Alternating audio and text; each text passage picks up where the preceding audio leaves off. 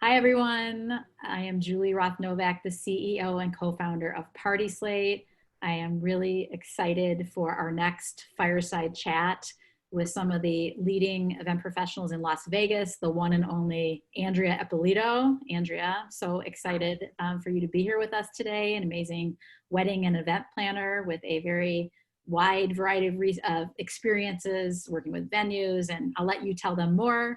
And then Lenny Talarico. Did I say that right? Last name, Lenny? You got it. Yeah, I got it. I've known Lenny. Two Italians. Yeah, I love Yeah. it. I've known Lenny for probably 4 or 5 years. He probably doesn't remember meeting me, but I remember meeting him at the special event. He was a speaker there. Everyone knew Lenny. I'm like, oh, I got to talk to Lenny. Big shot, Lenny. And you ran events at MGM. You are now with Blueprint Studios, which is one of the most amazing decor, rental, and now virtual event companies in the country, based in San Francisco, Los Angeles, and Las Vegas. I was so excited when you joined their team. So I'm so happy to have you guys here today. We are going to be talking about how Las Vegas is opening back up, how you've kind of enhanced your service offering to work in this new environment, and many other topics. But before I get started, I'd love for you guys to each share a little bit about how you got started in the events industry and your background, and then we can move into our questions. And for everyone on the webinar today, you can ask questions at any time to all panelists and attendees, and feel free to shout out where you're from. I know we have a lot of people from Las Vegas, but we have people joining us from all over the country for this webinar. We will have a recording of this along with a recap article that will come out after. So let's just get started. Lenny, tell us a little bit about how you got into events, your background in Las Vegas, and where you are today. Sure, thank you. And thank you for having me today. It's a thrill always to be with you. And yes, I remember meeting you explicitly and in Chicago as well, Yes. all of the lovely dinner engagements. So, yeah, the short version of my story. So as you said, I'm at Blueprint Studios here in Las Vegas. We're a creative agency, specializing in brand development. And I have a long history of working in events. I worked for several of our leading Las Vegas hospitality chains for years. But initially, I'm from Philadelphia. My background is in live entertainment, specifically in production. So I was living in New York City, singer, dancer, and had an opportunity. Oh, see, there you go. And I had a 2-week engagement, a booking here in Las Vegas. I was singing backup at Caesar's Palace for a production show called Caesar's Christmas on Ice. And I knew one person in all of Las Vegas at that time. And of course, she wanted to introduce me to everyone. And as luck would have it, there was a producer who was mounting a new show. And it was almost a scene like, out of one of the Godfather movies. He's like, if you sing here, you could put you in the show. And next thing you know, I got the job in the show, and I spent many years as a production singer on the Strip, performing. I tell everyone that after years of doing that at numerous hotels and opening attractions throughout Las Vegas, you get to a point in life where if you look left and you look right, you're now old enough to be the father of the person you sing and dance next to, move into production. And fortunate for me, that's what the trajectory of my career took. So I moved into the production area. I worked at a hotel in the special events department. I worked, of course, in a DMC. And then, as history says, on into where we are today. Awesome. Well, I learned something new. I love that. Respect. Thank you. Andrea, I know we met at Engage and we connected right away. I love your stunning events that you share on PartySlate, and I follow you on social media whenever I can. You're always doing new things. You're very entrepreneurial. Tell us a little bit about how you got into events. My story actually starts from a place that was a little bit sad. I'm Italian, I'm from New York, and for our people, a Sweet 16 is the biggest thing, like in your life for a girl. And my father's cousin passed away very unexpectedly about 6 weeks before his daughter's Sweet 16. And the family decided to go through with it. And so, like, you can imagine, it's the early 80s and we're all in like the big puffy dresses and the hair and makeup, and we're in the car and we're driving in. And my parents are like up front doing the inventory. Do we have the card? Do we have this? And I just kind of said, like, I can't believe we're doing this. I can't believe that her father died and we're going to this party. And my dad adjusted the rearview mirror and he looked at me and he said, you know, honey, in life, bad things are going to happen. And when they do, you need things to look forward to and to look back on. He said they planned this for a year and a half. Her most recent memories of being with her dad were planning this. And this party is the last gift he's ever going to give her. And it's the thing that's gotten her out of bed for the last 6 weeks. He said, that's why we do things like this, because these memories matter. And I had such a visceral reaction to it. And I didn't understand it at the time. Like I wasn't that evolved as a 13-year-old. Yeah. My take was, well, then I too will have a big fancy sweet 16 because that's what I want. And I started planning it. And these are the days when you had a binder with 3 holes. And like I had put clippings of photos and color schemes. And I had like a sample of my invitation. And a friend's mom looked at it one day when I was 15 and she said, you should be a wedding planner. And I thought, well, I didn't even know that was a job because I thought I was going to go into criminal law. And she said, nope. She goes, we own a limousine company and you should come and work this wedding trade show. And that was it. I was hooked. It's amazing how someone that can see something in yourself can make such an impact in you know, what you know, your vision. The entire trajectory of my life. And actually the reason my family was in the process of moving to LA, because at that point my dad had gotten into the entertainment industry. We moved to Vegas as a family so that I could go to UNLV. Yeah. And I thought, of course I'm going to get a job in weddings. Yes. I've been doing it in New York and I couldn't find one. So I went to the Mormon Center at UNLV and I hung up a sign that said, I will plan your wedding for free. Oh, wow. And I couldn't even go in the temple, but I would go and like have their cupcakes set up and do things in the parking lot. And then when I was 20, I lied my way onto the Bellagio and lied my way through HR and finally got in front of the person who ultimately hired me. And I said, I don't have a degree. I've never opened a hotel and I've never worked in a chapel, but I have all these letters from people that'll tell you that I love it. And it's all I want to do. That's great. I love that. Yeah. And I worked my way through hotels, restaurants, nightlife. And then I started my business 10 years ago. And now from that one business, we have a couple of different spider arms, but it's all about events. It's all about gathering and just bringing people together and creating moments that you can look forward to and back on.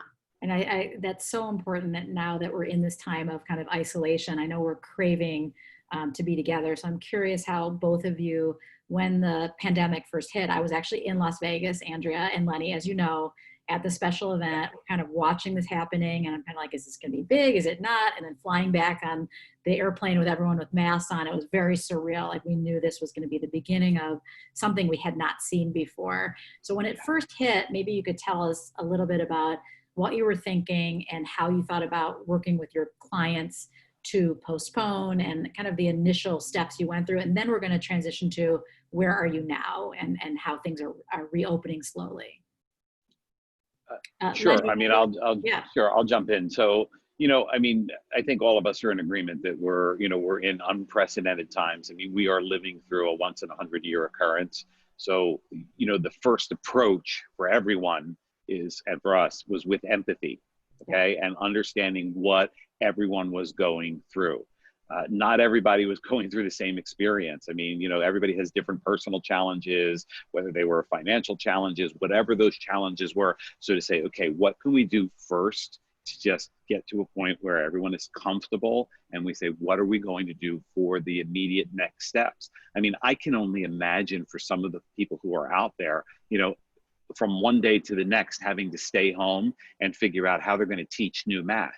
Okay. Yeah. I personally didn't have to experience that, but for those that are out there, that was a really difficult thing. At the same time, trying to balance, okay, the family scenario with the work, okay? Yeah. Everybody jumping into working virtually and working remotely all of a sudden because we couldn't go anywhere. So again, it's with empathy first and foremost, and then looking at the situation and saying, what can we do?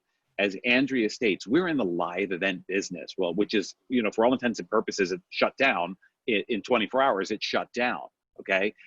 In the same time, we have to continue to move forward. And that's where everybody says, okay, what can we do to bring value to those that are out there that may not even have the resources and the tools to do what we're doing right now. There are a lot of people that getting onto Zoom or WebEx or whatever it was a foreign situation for them. I remember when people ask me, what's this thing you're doing, this Zoom? I'm like, oh, because I've been on with venture capitalists for 2 years on Zoom. Correct. And it wasn't, mass use, just like, American Idol, this will age me, but got people to text for the first time. Like, this is what got people to use Zoom. My mom's on Zoom. Yeah. And so I think, to your point and to close for that, that's exactly what it is. So the first steps were to understand the new situation that we were in and say, how do we begin to bring value and help people as they have to transition to working from home, and then decide how are we going to rebuild or retool whatever business that we're in or part of the industry that we're in, so that as we move forward, we do so in a safe and smart manner. Yeah. That was a big thing for us as well, because you can turn around and say, we're all in it together.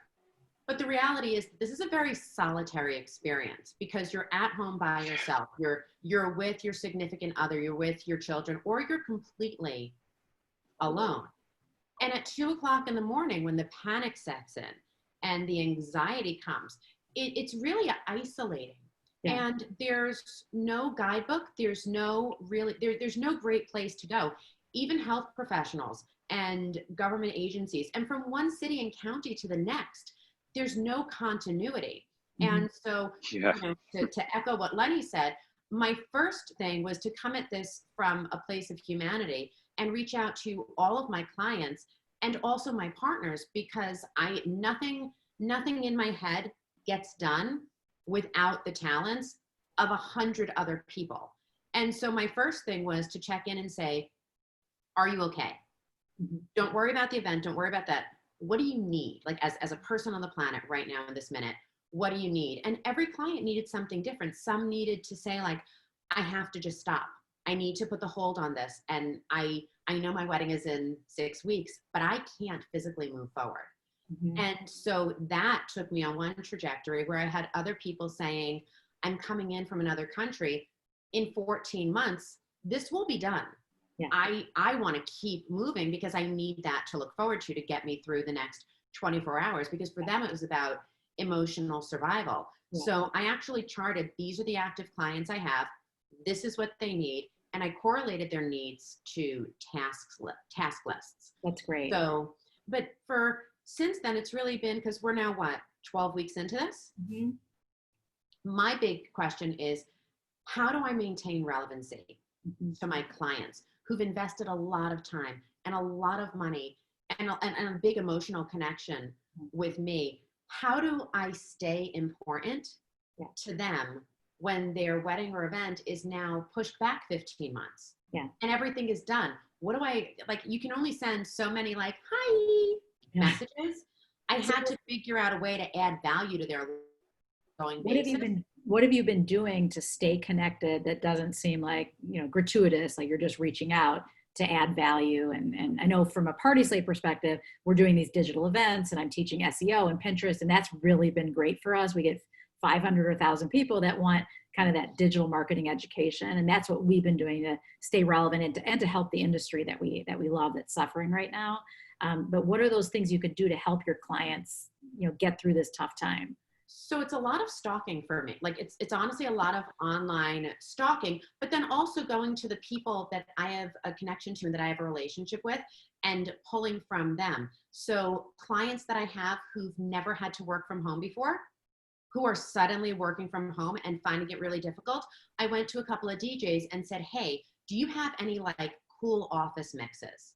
Yeah. Something that someone who's used to the energy and the voices and the sounds of people. Send me some mixes.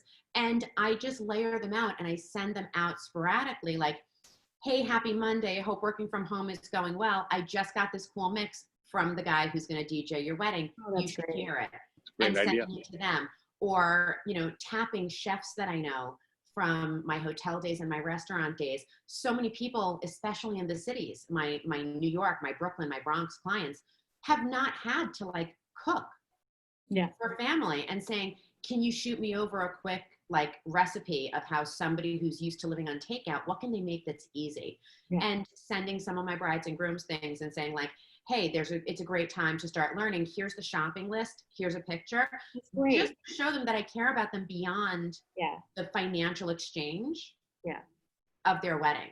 It's time consuming. It is.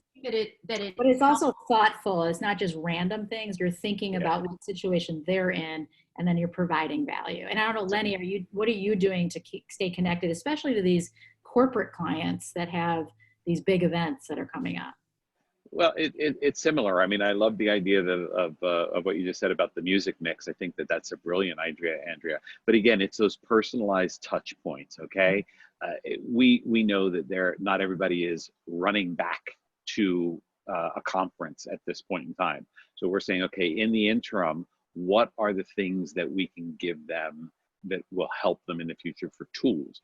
It's the telephone calls, it's the Zoom calls. I mean, I participated in a few cocktail hours, okay, which was a great mixer because again, specific in meetings and conventions and expos, we're so used to standing around, having cocktails with one another, and it's fun to drink, but you don't want to sit at home and drink alone. So have a Zoom cocktail mixer with them. I've done quite a few of those. Yeah, absolutely.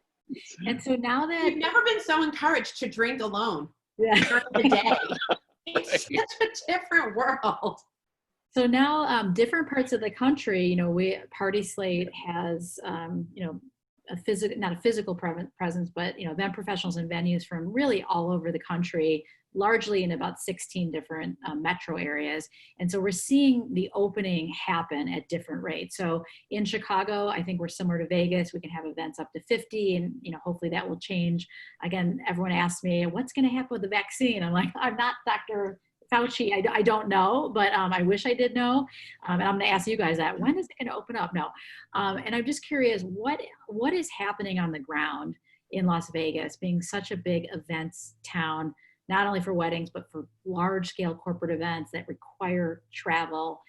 What's happening on the ground? Maybe Andrea, I know you visited some casinos recently and some things are opening back up. I'd love to hear from your perspective first, what the trends that are happening, what you see happening in Las Vegas. And then Lenny, I'd love to turn it over to you after. Sure. We haven't really seen full events happen here yet, but I did go, I've walked Red Rock, I've walked Caesars, and I popped in and out of Wynn.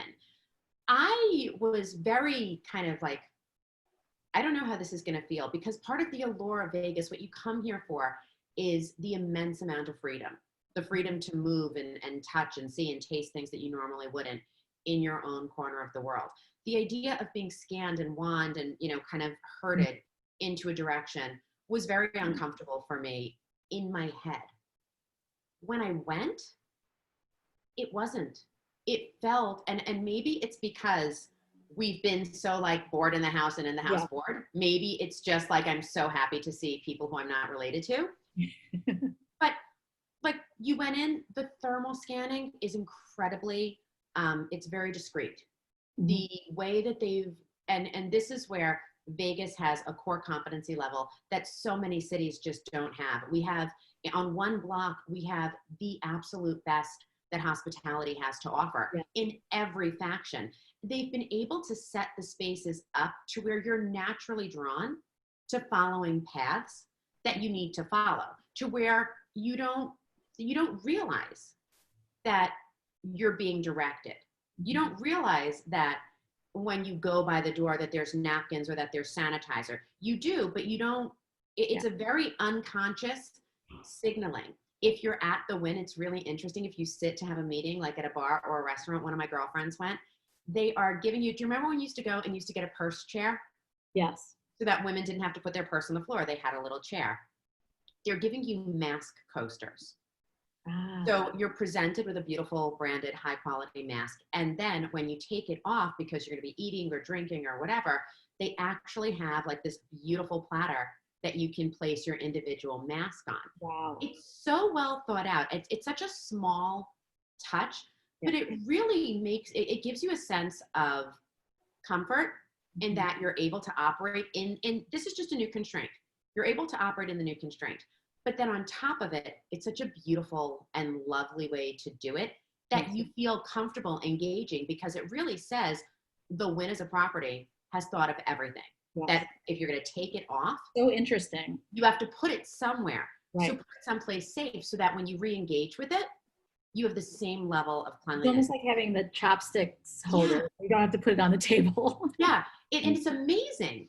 But I went home and I said, I felt incredibly comfortable. The thing that is unnerving is the lack of capacity. And the city's having a ton of visitors.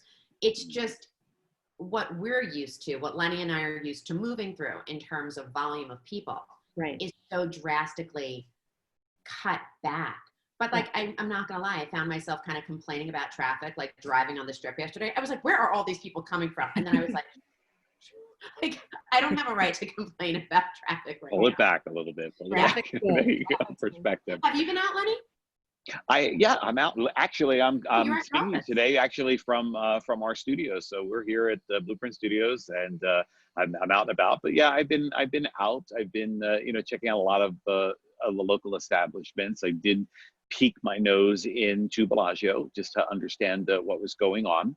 And back to the initial question, I think for us, the way that we were looking at this again is we have always focused on, from events, the journey mapping for the attendee.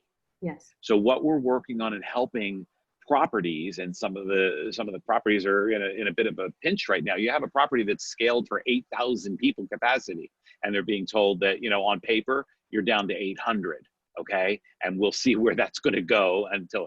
So what we've been working with properties to do is help them with spatial planning and flow, which is a natural for us because we have a team of designers that have been engaged creating renderings and diagrams for our clients, for our customers, whether they be social events or corporate events, for years. So it was an easy shift and transition for them to say, okay, what can we do and show people how the flow is going to work within these social distancing guidelines. What are the biggest differences that you're seeing on these plans? Obviously, entering the event, the seating chart. What are the biggest things you're seeing? I think that I think a lot of the similarities that each of us are experiencing in the outside world, okay, when you go shopping and whether you want to go to one of the big box stores or whatever it is, or a grocery store now, how they're checking people in, as Andrea mentioned, at the doorway. They're making sure that they're providing, okay, for guest safety, hand washing stations, sanitization stations, gloves, masks. They're there for free with, if somebody doesn't happen to have one of their own, they're offering it for you. There's directional signage. So we're seeing all of that that's happening once again.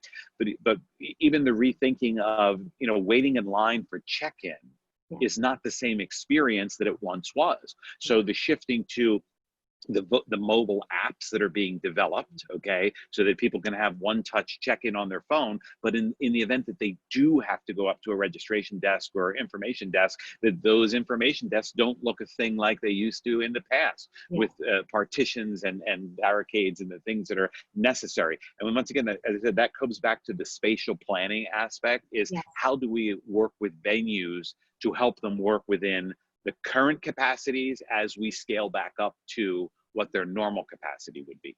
Absolutely. And I know the whole concept of serving food, as Andrea mentioned at the restaurant, is also changing, gone with buffets and things that are more, could be contaminated, more either individual servings or new ways of serving that people feel more comfortable with. Absolutely. So again, with the coronavirus and the shifting of events, there's been a lot of innovation. So the silver lining is, I think, new offerings and new things that may continue on forever. Hopefully, again, in a combination of physical events with some elements of virtual. So I know Lenny, Blueprint Studios, is doing a lot with innovating with virtual events. Tell us a little bit about how you've shifted your offering, either temporarily or permanently, to offer more virtual services to your clients. Sure. Thank you for asking about it. So, at Blueprint Studios, we've always been fortunate. We have amazing, thoughtful leadership.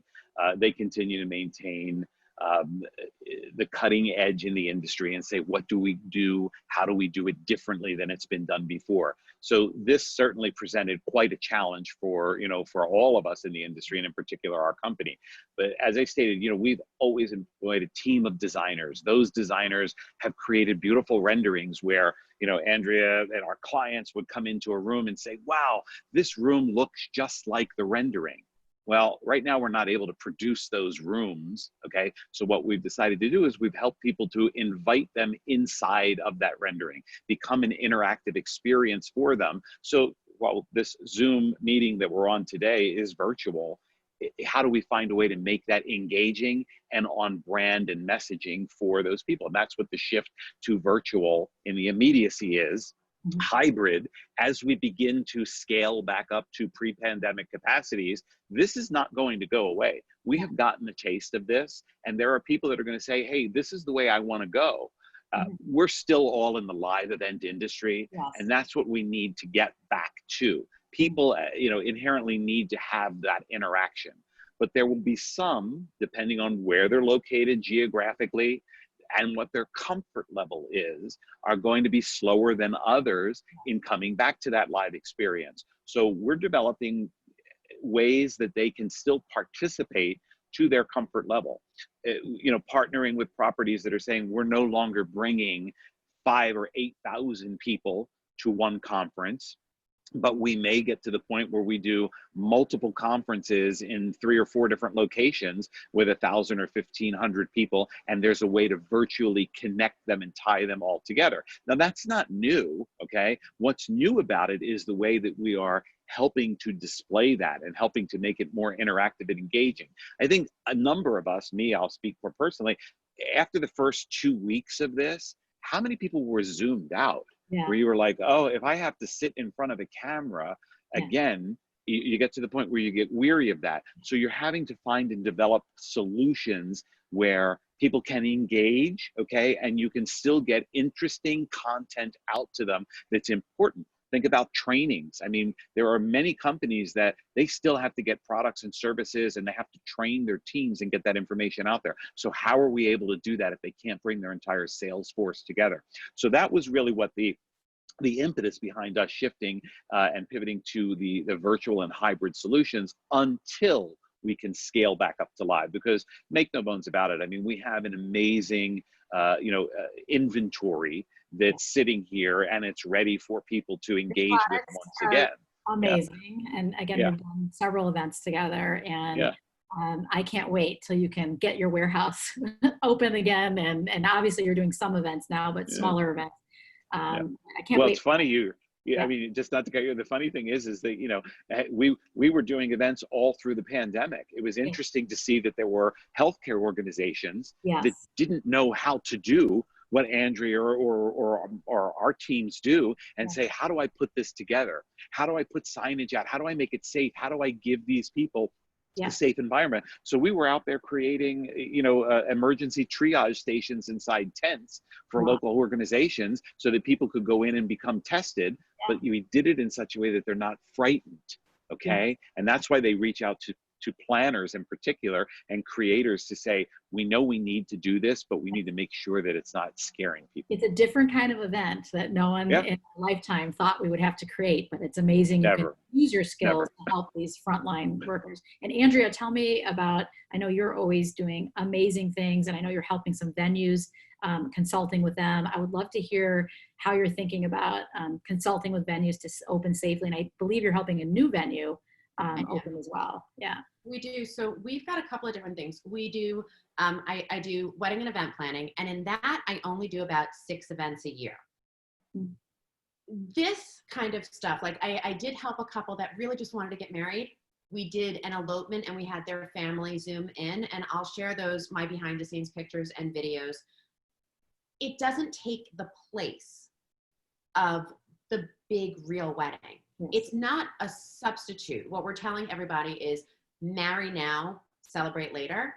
And the way that I'm presenting it to my clients is a wedding is a celebration of a commitment that already exists. The marriage is for you. So if you want to do that now, I'm for it. Like, I'm there for you. But then the celebration is for everybody else. The celebration is when you introduce yourself to society. It's when you present yourself as, this is who we are to our friends and family. This is the life that we're leading. This is how we're going to communicate with the world. Your marriage can happen now and your party can happen later. I'm going to be honest. I have not found a virtual way to do that in a way that is equal to or better than the in-person experience. Yeah. And for me, my entire kind of career has been built on the idea that, you know, you'll do better tomorrow. You know, in 10 months, I'm going to be a much better wedding planner than I am today. In 5 years, I'm going to know so much more. If I can't offer you something that is at least equal to what you originally planned, yeah, I'm not going to do it. Yeah. And because for me and my brand and the way that I want to exist in the industry for my clients, I can only bring you something that matters. So for the clients and the events themselves, sadly, I don't think that this has really done what I would want it to do. What it has done and what's made my life immeasurably easier, and what I think has been a tremendous benefit for the entire industry, is it made everyone play catch up really quick. It made everyone get really tech savvy. Yes. And so I don't need to go and have Lenny open up his showroom in order to see chairs, because he can walk me through that. I don't need to set up a demo and have, you know, a bride, a groom, the parents, the sister, the third aunt. Like, I don't need that when everyone can sit at home now, and that we can do just as well. And in many cases with the technology, we can do it better because we can be sitting in that virtual room. We can be looking at it. And I could say to Lenny, I don't know about those chair covers. Like, I'm not sure that that's the chair cover that I want. And instead of him sending someone to go in the back to fetch another chair cover, to bring it out, to set it up, he can go, hold on. Yeah. Is this one better? How about this? And now you're making real-time decisions in a very, very quick, meaningful way. And I don't have to put on pants. Like, there are benefits. What it is. Yeah, there are benefits. I'm wearing them now. Thank you, Andrea. That's funny.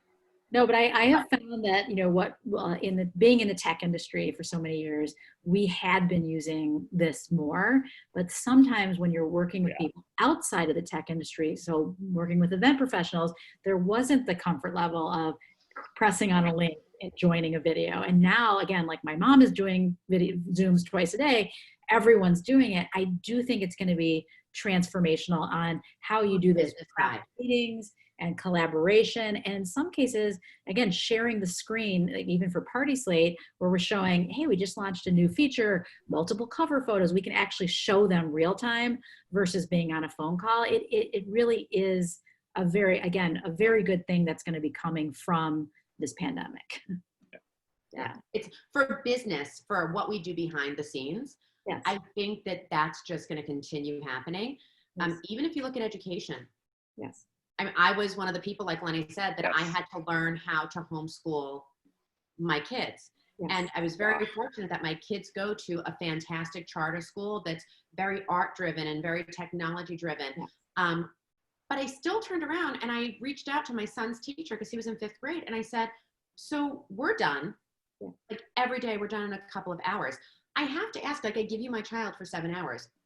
What are you doing the rest of the time? Yeah. Because I really wanted to know, like, what's this kid doing all day? This has shone a light on so many inefficiencies. Yes. Inefficiencies in education, inefficiencies in business, inefficiencies in everything that we do. And it is really kind of focused us in saying, I think that we crave each other as humans. I think we want to be together. I think that the reason that I'm willing to put on a mask and get on a plane and travel, that Lenny's willing to put on a suit and go down, is because we're just social creatures. Yes. And we need to be around each other. And when we do that, it means so much more. Yes. But if we Andrea's, sorry, go ahead. I was gonna say, if we can deploy the technology in a way that matters, and if we can be smart about it, we're getting so much of our lives back. We're getting so much of our time back. If I don't have to be in the car for an hour, I can give that hour to my husband, my kid, my dog, my friends, myself. And that's been, I think, really invaluable to us. And I think that's going to stay. I do too. Absolutely, I agree.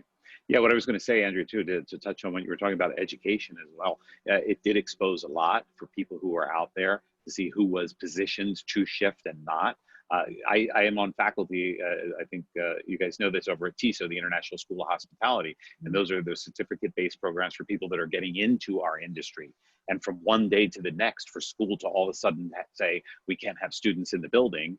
And it was, it took 2-3 days. And next thing you know, we were up online and we're able to continue to engage all of those students that were taking their, their programs in wedding planning and coordination, their programs in conference and event management or event design and production. So again, people who were able to adapt quickly, depending upon those organizations. Yeah, I think it's amazing that this is going to have a permanent effect on efficiency of working and collaborating remotely. I still believe there's some companies that are, everyone can work from home now and going in one direction. I still believe, especially being in the tech industry, the collaboration and the informal meetings that happen in the office really do make for a stronger culture and a stronger understanding. And I think Zoom is great and it's, the next best thing. But I'm still a believer that being together can have that extra magic that may not happen. And I also look at these conferences in Vegas or Engage or any of these things. It does happen to be the networking that happens outside the session. And again, I know there's Zoom rooms and I know there's breakout sessions. I do think those relationships and the trust built, I know it's helped PartySlate. I know for sure the relationships I've created through these industry connections and conferences have helped create the trust that people do want to support us and do believe in the vision. And so again, I'm excited to go back to that, but I do think this Zoom world we're living in, and doesn't have to be Zoom, it could be another technology, will make our lives better. For being a road warrior, my husband's a road warrior, works for Google. I think there's going to be maybe 50% less travel for certain meetings. Maybe not for events, but we'll see. We'll see. Yeah. I think that we're going to see, I'm going to be in agreement to you that in the immediacy that we are going to see diminished attendance when things come back. I think that's from a liability perspective and from a comfort perspective. There are a lot of people that don't want to put their employees in a position that they're forced to go somewhere. So I think that we're going to see that. And that's the reason why these virtual/hybrid solutions are so important, because you don't want to lose the opportunity to connect with them in a meaningful way and in a way that you need to deliver that content. Think about. We have a question from someone in the group, Melissa. Great. Yeah, let's do it. And please ask your questions directly in the chat. You can do it to all attendees and panelists. And, I love to ask this question because I know you don't know the answer, but when do you project that these larger events will come back to Vegas?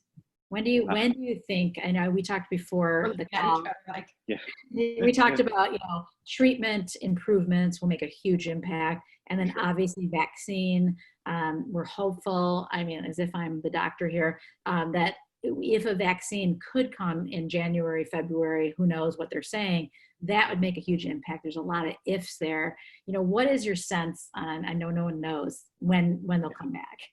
I wish I had that little envelope trick to hold it up there. But, I think that everyone's moving closer towards that. I think that we're having constructive conversations with those decision makers, obviously with the local government officials and of course with state government officials, that they have to feel comfortable putting people into those environments. And I think that the venues that we have been in contact with, they want to open as quickly as we want them to open, but they also need to make sure that it is safe for them and safe for them to welcome guests back in.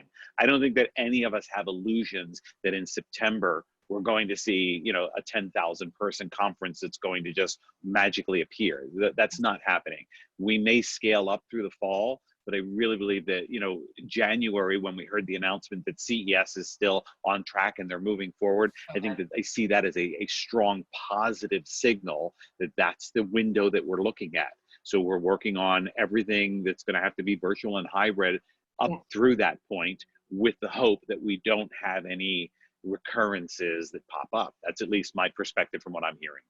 Andrea, what about you? What you're seeing?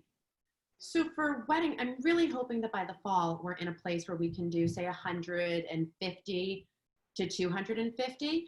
And not being a doctor, not being a scientist, what I'm trying to rationalize and what my clients are really trying to rationalize is, so you're saying that you're opening up a building and you're welcoming 1,000, 2,000 people into a contained environment and into a contained space where we're all breathing the same air because of the vents and we're all moving through the same casino floor and we're all using the same tables.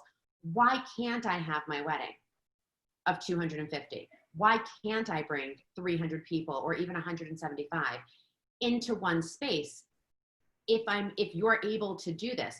So it almost feels, maybe selfishly, it almost feels like we're giving the illusion. Yeah. Like it's the illusion of we're not all together, but we are. And so if that's the case, then I think that by the fall, we will see people having weddings of about 150 to 200. I don't think we're going to see like thousands of people until 2021. And I really think that we're going to be playing catch up until 2022. Yes. I don't want to rely on a vaccine. Yeah. I mean, we don't have a vaccine for cancer. Oh, we don't have a vaccine for the common cold. Yeah. We don't know. Yeah. What we need to do is understand that this is going to be a constraint that we are all going to have to live with going forward. And so the trick is, how do you operate in a way that makes people feel safe, but also acknowledges, like, if you're going to come to Vegas, you're accepting a certain amount of risk. If you're going to go to a wedding, if you're going to go to a restaurant, but if I get in my car and drive down the block, there's risk. Yeah. And so can you look at it without the hysteria? Yeah. And can you put it in perspective of, am I willing to take this risk? And if I am the person or the business I'm taking it with, have they adequately prepared? Yeah. And I think that we'll see that out around 2020, 2022. Right. And another question that someone asked is, regarding the hybrid events, Lenny, that we were talking about, what do you think some of the best practices are, or what have you seen, or what are you guys experimenting with as far as hybrid events? Calling me. Now, honestly, there's so many different things that are out there. It really depends on what the client's looking for and what the goal is or the objective is to accomplish. That's no different from a live experience, okay? So it's going to be driven about what are they looking to accomplish first and foremost, and then two, the elephant in the room is what kind of budgetary parameters and constraints that are there. We can see this is a wide range of opportunities that are out there in the virtual world. We've all seen, animations and fly-throughs and chat rooms and Zoom meetings like we're on. It's a matter of saying, okay, can we combine all of this together in an experience that fits and delivers on what their expectation is and what their needs are, and also within a budget that they feel is commensurate with what they're prepared to spend. The challenge, of course, for some of these people and groups in particular that thankfully didn't cancel, they postponed, and so they pushed that event further down the road. Well, this now is something that wasn't a line item in that budget. So now there's a retooling of looking at that and saying, where do we find the resources that are needed to do that? So that's the first thing. The other thing being is, again, we've got a lot of information that's out there. I mean, I'm always happy to, jump on a call and talk through, and share, what it is that we're doing, what we feel is different than what people have seen traditionally in this arena of virtual. It's a matter of making sure that. Link also, do you have some great resources on virtual? We'll send the link for it and go from there. It's a matter that it's on brand and it delivers on their expectations. Yeah, absolutely.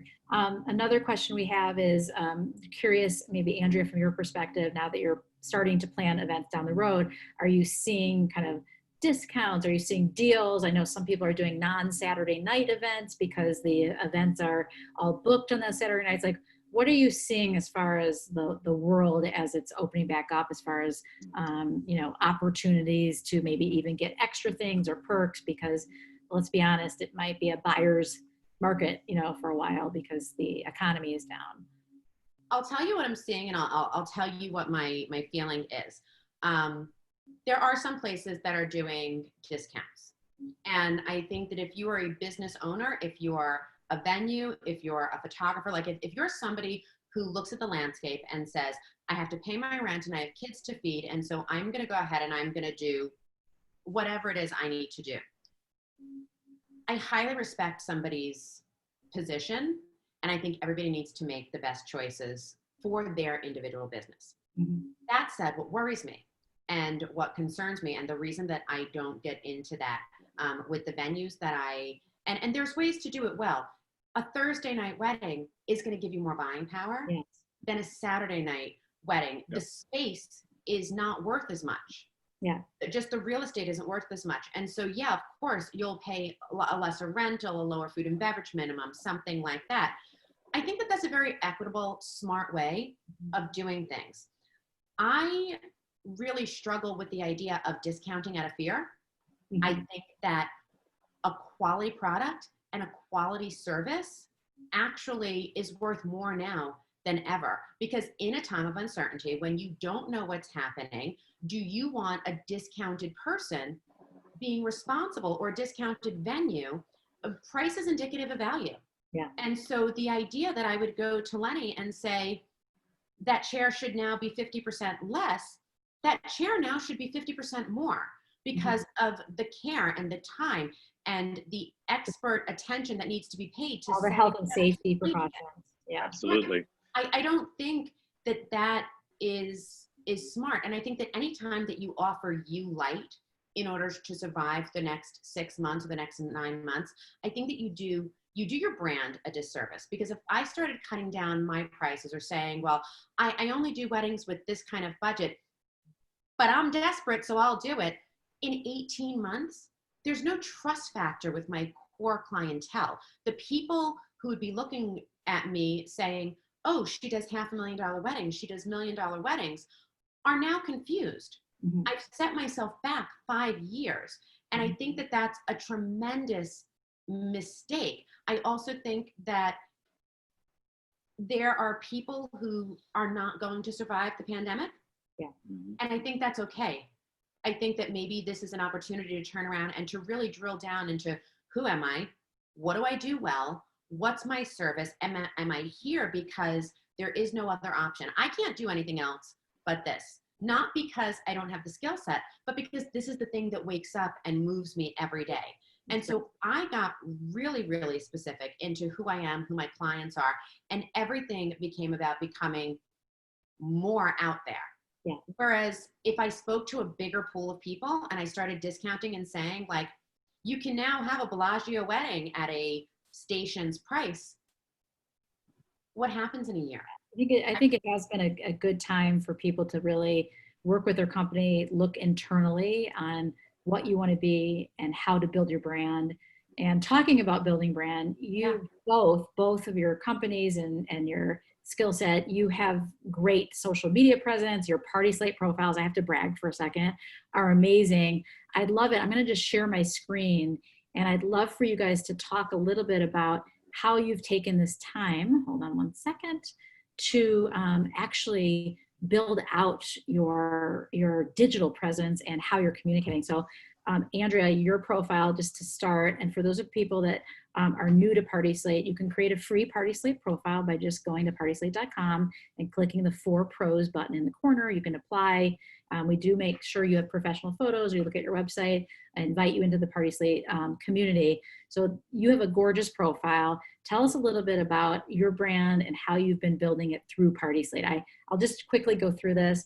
You have your cover photo, your overview information, you have a welcome video, and then the crux of the PartySlate profile page are your beautiful events. So you have 14 stunning events, and as you click into one of these events, you can see all of your amazing partners. This was at the Four Seasons Las Vegas. You can add a description that's great for, oh, I love the mermaids. Great for SEO.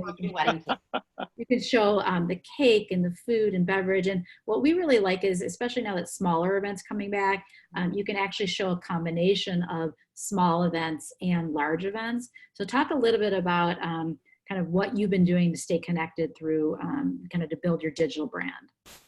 So specifically on PartySlate, I'm actually in the process of removing anything that doesn't speak to the work that I want to do in the future. I think that a lot of times pre-COVID, there was this idea and this feeling of you want to show that you've done everything. You want to show all the pictures. You want to make sure that your potential clients understand that you have this wide breadth. I've actually taken down a number of events because it's work that I did 5-6 years ago that I'm not interested in doing again. Yeah. And so I'm really kind of cleaning up and culling, like, you know, some of these are going to be coming down because they just don't speak to who I am moving forward. So that's the first thing. If you're going to be out there and you're on a PartySlate or a digital platform, go ahead and ruthlessly edit what it I is. think curation is something we're really trying to train people on. We just created a video today on telling a story with the event and how to represent your brand. We have found that 12 events in our customer research is a really good event to get started with. And then maybe you add, 2 a month, 1 a month or 2 a month, and then you can add to that. And of course you can always hide events, show events. You really own your profile page and really can control it. And again, tie it back to the brand you are today or the brand you want to become. And the video that particular video has been the best piece of marketing that I've produced in the last 10 years. Yes, it was an idea that my husband had. He said, I don't think people really understand what it is. I don't make anything. I don't cook anything. I don't serve anything. I don't set the room. So what exactly is it that you're getting when you engage me? And so we partnered with a video company and had them follow me around for 3 days, cut this video. In 8 minutes, like, people come here and everyone has pretty pictures. If you don't have pretty pictures, you're in the wrong place. Like, you're in the wrong business. But they can watch this video and in 8 minutes, they not only know exactly who I am, they see me work with my clients. They see me work with my vendors. And either you watch this and you love me and you're my client and I've got you, or you lean back and go, no, and you move on. But it helps you qualify. Yeah, it's a qualifier for myself, for the business, and for the client who says, I don't want that. And that's as important as what you do want. So I love adding video. I love that you have a strong sense of self, a strong sense of your brand personality and who you are. And I really admire, again, your leaning into that and knowing that who you are, because that really makes you a stronger brand. And I think that's great. And then Lenny, on your side, I've been following Blueprint since I started PartySlate. I'm like a fangirl of Blueprint Studio. I love, now it's reloading. Can you guys still hear me? Yes. I can hear you. I can see you. Loading. Okay. This is, remember I said I have a backup plan? Okay, it's here. Your profile page is stunning. And I know you guys do so much more. You have rental, you have design, you do fabrication, branding for helping people with these large scale events, which is incredible. You also do amazing intimate events as well. So just looking through your profile page, also a great place to add all of your PartySlate features. You've been featured in Vogue or BizBash, anywhere you've been featured, you can add it here. We want everyone to really love their PartySlate profile and really reflect their brand and really complement your website and your Instagram. You guys have 116 events, which is amazing. Many of those are credited events, but it just shows rehearsal dinners, bar mitzvahs, luncheons, anniversaries. What we found in our user testing is people identify what event they're doing, and then they want to find the relevancy quickly, but they also like to look at your other event types too. Corporate people like to look at weddings, brides and grooms like to look at bar and bat mitzvahs. So it is a great combination. And then you guys also have some photo albums kind of as a montage of some of the other events that you guys, and photo shoots that you guys have done. So I don't know, anything you want to talk about building your brand, especially being newer to Las Vegas. I know you guys have came on fast and furious and really built a great brand for yourself there. Talk a little bit about how you did that. Well, thank you. And thank you for all the kind words, about the site. We love PartySlate. We love the partnership. I will say, we're a 20+ year company. So that's the first thing to put into perspective. And we have been very, very fortunate over those 20+ years to continually grow and grow and expand. So we serve, we have locations in 3 destinations, San Francisco being our headquarters, okay, Los Angeles and Las Vegas. However, that doesn't limit, where we work. We actually worked, domestically and globally with clients that we've traveled with. And you're right, there's a diversity of events that we do. And we have a dedicated, marketing team and design team that their sole job is to make sure that we're putting out there all of the information so that planners like Andrea, so that partners at venues and everyone can understand the diversity of what we have. We have over 300,000 inventory items within our brand, okay, between locations. So that's a pretty diverse inventory. So to try to make people understand that we do everything from soup to nuts, there's a lot that's going on there. The link, of course, to our website, which is continually being updated. We put the newest and latest information on our website there. We're a studio of studios. So whether it's rental studio, whether it's fabrication studio, whether it's the design studio, the branding, everything is there so that the customer can say, this is specifically what our needs are. So from an agency standpoint, that's how we're positioned. But yes, rentals is a huge part of our business. Fabrication is a huge part of our business. All of those elements that come together. And you guys work with so many amazing planners and venues. So we just added We're fortunate. Event professionals and venue partners. So if you look at all these, you have 36 amazing planners that have credited you or you credited them. And so this is just another great way to show your amazing network and show you guys do this in the real world. And so because we can't be together in the real world, this is kind of the next best thing of showing, you've worked so hard to build this network. Now you can actually expose that. I know, Andrea, you have a ton of people that you've worked with as well. And I would think, Andrea, we're in agreement that we can't, none of us, you said this earlier, we can't do what we do without amazing strategic partners, okay? Yeah, we can go out and promote it, but we need those partners to be the ones that come together and make the magic happen. Absolutely. I've been in your studio. For the people who haven't gotten to visit, it's set up where like there's different vignettes that when you do get people to come in, they can go in and they can experience a very small, like, this is a white and black room. This is very colorful. This is very floral.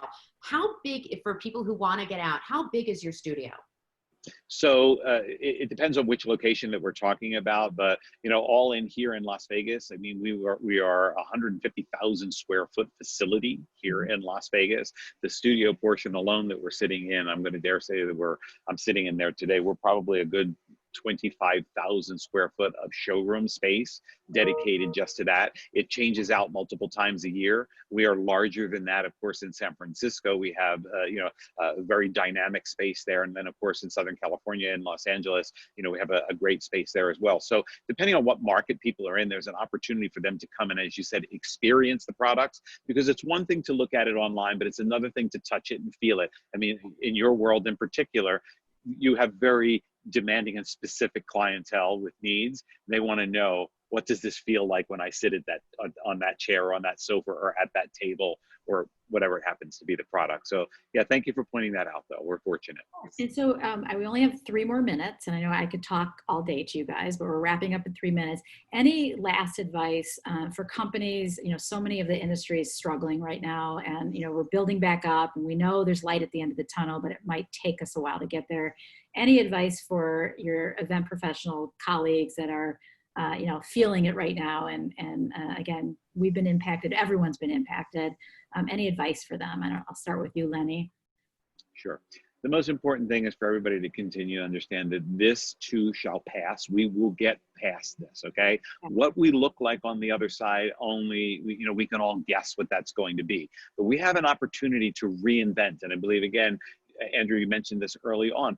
We have an opportunity to reinvent ourselves, reinvent the business that we're in, reinvent the trajectory that we're on, okay? So that's what we want to do moving forward.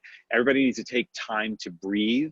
Don't get to the point where you're, overreacting and panicking. Okay, take time for yourself. And as I tell everybody, we have our, follow us out there with, hashtag rejoin the movement. There are support opportunities out there for you. And we're there as a strategic partner in the industry to deliver and help you get through whatever it is, whether it's a venue that's having challenges with spatial planning, whether it's a planner that's saying, how am I going to shift my gigantic conference to virtual or to hybrid because there's no way people are going to travel. We're there to support and help.